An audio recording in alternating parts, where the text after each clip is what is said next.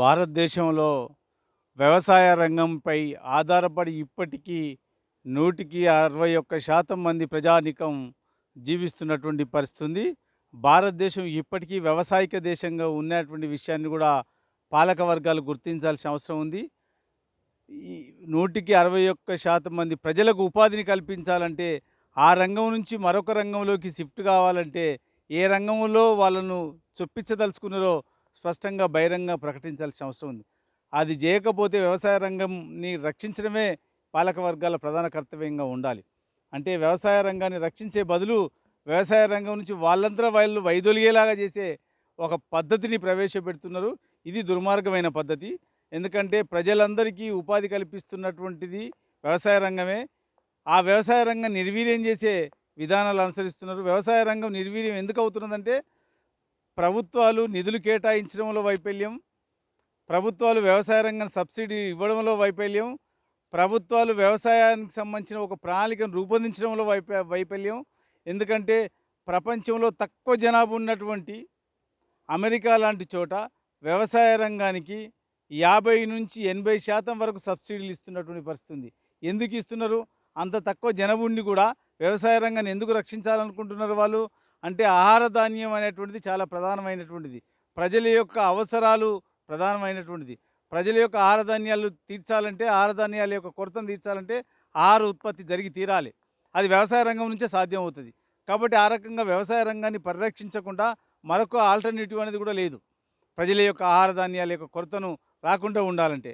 కానీ భారతదేశం లాంటి వ్యవసాయక దేశంలో, ఎక్కువ జనాభా ఉన్నటువంటి దేశంలో, వ్యవసాయక దేశమే కాదు ఎక్కువ జనాభా ఉన్నటువంటి దేశం, ఇంతమంది ప్రజల యొక్క అవసరాలు తీర్చాలంటే ఇప్పటికీ 275 మిలియన్ టన్నుల ఆహార ఉత్పత్తులు జరుగుతున్నాయి. ఇవి ఏమాత్రం సరిపోయేటువంటి పరిస్థితి కాదు. ఇంకా రెండొక సమస్య కూడా ఏందంటే, భారతదేశం లాంటి చోట బహుళజాతి కంపెనీలు వాళ్ళ చెప్పు చేతుల్లో వ్యవసాయం నడుస్తున్నది. ప్రజల యొక్క అవసరాలతో సంబంధం లేకుండా నడుస్తున్నది. ఎందుకంటే వాళ్ళకి ఏది దిగుబడి అవుతుందో, ఏది లాభదాయకంగా ఉంటుందో, ఏది ఎగుమతులకు అనుకూలంగా ఉంటుందో అటువంటి ఉత్పత్తులనే వాళ్ళు ప్రోత్సహించేటువంటి అవకాశం ఉంది. ఇప్పుడు ఉదాహరణకు చెప్పాలంటే, తెలంగాణ ప్రాంతం మొత్తంలో కూడా విత్తన ఉత్పత్తి జరుగుతుంటుంది. విత్తన ఉత్పత్తి అనేది దేనికోసం అంటే, భారతదేశంలో విత్తనాల కోసమే కాదు, తెలంగాణలో విత్తనాల కోసం కాదు, ఇతర దేశములకు ఎక్స్‌పోర్ట్ చేస్తున్నారు విత్తనాల్ని. అంటే వాళ్ళ యొక్క అవసరాలు తీర్చడం కోసం ఇక్కడ విత్తన ఉత్పత్తి జరుగుతుంది. కానీ ఇక్కడ ప్రజల యొక్క అవసరాలు ఏంది? ఆహార ధాన్యాలకు సంబంధించిన సమస్య. కానీ విత్తనాలు ఎవరి కోసం? ఇతర దేశాలకు. ఇతర దేశాలు ఎవరు? ఇక్కడుండే పెట్టుబడిదారులు వాళ్ళ ప్రయోజనం కోసం ఈ రైతుల చేత ఆ రకంగా విత్తన ఉత్పత్తి జరుపుతున్నారు. అంటే వాళ్ళ ప్రయోజనానికి అనుకూలమైన పద్ధతులు వ్యవసాయ రంగం, ఉదాహరణ కోసం చెప్తున్నా, అటువంటి పద్ధతులు జరుగుతున్నాయి. వాళ్ళు కోట్లకు పరగలెత్తున్నటువంటి పరిస్థితి ఉంది. అంటే వ్యవసాయ రంగం కొంతమందిని ఆ రకంగా కోటీశ్వరులను చేస్తున్నది. వందల వేల కోటీశ్వరులను చేస్తున్నది. కానీ అది ఎవరి వల్ల? రైతుల వల్ల సాధ్యమైంది. కానీ రెండో పక్క నుంచి రైతుల ఆత్మహత్యలు జరుగుతున్నాయి. రైతులకు సంబంధించినటువంటి సమగ్రమైన ప్రణాళిక లేకపోవడమే దీనంతటికి కారణం. సమగ్ర ప్రణాళికలు ఏది కీలకమైనటువంటిది? ఏది కీలకమంటే, భారతదేశ వ్యాప్తంగా వ్యవసాయ రంగ నీటి వసతులు కల్పించడంలో, అంటే బహుళార్థ ప్రాజెక్టులను సృష్టించడంలో ఇప్పటికి కూడా ఇవాళ కాళేశ్వరంను జాతీయ ప్రాజెక్టు ప్రకటించాలని చెప్పారు. ఎందుకు చేయలేదు? పోలవరం జాతీయ ప్రాజెక్టుగా ప్రకటించి పేరుకు తప్ప నిధులు కేటాయించినటువంటి పరిస్థితి.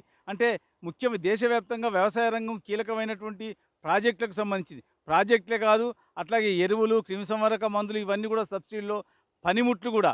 ఎందుకంటే ట్రాక్టర్లు కావచ్చు, వ్యవసాయ ఉత్పత్తికి అవసరమైన అన్ని రకాల పనిముట్లను కూడా, మోటార్లు కావచ్చు, అన్ని రకాల పనిముట్లు కూడా ఇవ్వాలి. అట్లాగే సీడ్స్, విత్తనాలు కూడా ప్రభుత్వం సప్లై చేయగలగాలి, రకరకాల విత్తనాల్ని. అంటే ఇటువంటి వాటన్నిటిని కూడా చేతులెత్తేసింది.